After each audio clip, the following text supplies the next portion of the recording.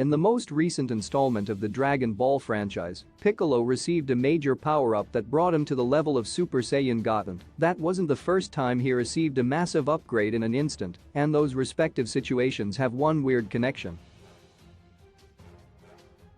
In the latest Dragon Ball film, Dragon Ball Super, superhero, Dr. Hito, who is the grandson of Drive, Jiro has been recruited by the resurgence of the Red Ribbon Army for the sole purpose of building androids for the organization's cause. After those androids were built, Gamma 1 and Gamma 2, Piccolo was attacked by Gamma 2 and quickly realized that he was no match for the massively powerful android, let alone two of them. So, using the power of the Dragon Balls, power that originated with Piccolo in the first place, Piccolo received a huge upgrade in strength, which resulted in the transformation of Orange, Piccolo, making him strong enough to battle the androids without breaking a sweat. In Dragon Ball Chapter 355 by Akira Toriyama, Piccolo and the other Z fighters are battling androids 17 and 18, and the power of the artificial fighters is readily apparent. In an earlier chapter, Trunks traveled back in time to warn the Z fighters of the impending threat of the androids, and in response, the Z fighters trained for 3 years in preparation.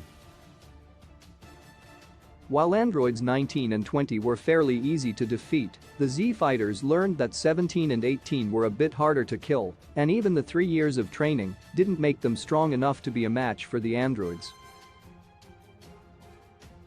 So, Piccolo travels to the Watchtower to speak with Kami, an Namekian, who was acting as Earth's god and who Piccolo used to be a part of.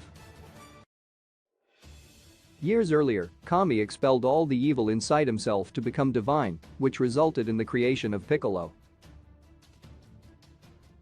Now, Piccolo is no longer a concentrated force of evil, and he wishes to re-merge with Kami to reach his maximum level of power. Piccolo's fusion with Kami was very similar to his most recent power-up in Dragon Ball Super, superhero, in that he reabsorbed the energy that originally belonged to him, which resulted in a massive upgrade. While those two situations are similar, the similarity that's even more striking is that both power-ups were achieved in response to the threat of the androids. In the Dragon Ball manga, Piccolo needed to get stronger to fight 17 and 18. In the film, Piccolo needed the power to defeat Gamma 1 and 2, then eventually Cell Max.